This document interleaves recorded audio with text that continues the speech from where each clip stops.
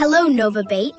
Hello, Biotan. एक genius नोवा bite खोजों की करता था फाइट। एक दिन निकला वो तितलिस्तान ढूंढे जाकर कोई साइट।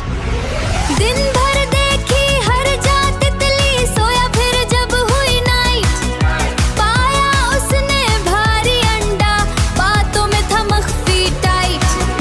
हो ना जाए अंडे को कुछ पड़ ना जाए उसको माइट। बैठा फिर उसके धाने पर निगरानी की उसकी राइट। अंडे से निकली एक सुंडी रंग उसका थोड़ा ग्राफाइट। आते ही खाया उसने सब बातों पर थी उसकी बाइट। फिर एक दिन वो हुई प्यूपा तो लम्हे ना थे वो लाइट। रफ्ता रफ्ता उसमें उभरी एक सूरत जो थी स्प्राइट। रफ्ता रफ्ता इसमें उभरी एक सूरत जो थी स्प्राइट। बिल आखिर उससे वो निकली गोरी लड़की वाइट वाइट।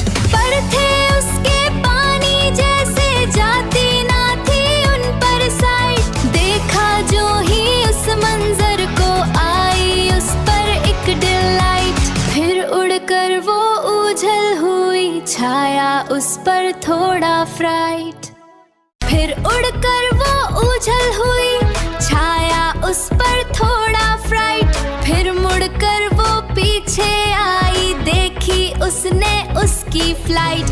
फिर हेलो बोला लड़की ने बोला वो भी हेलो काइट। नामों का सोचा फिर उसने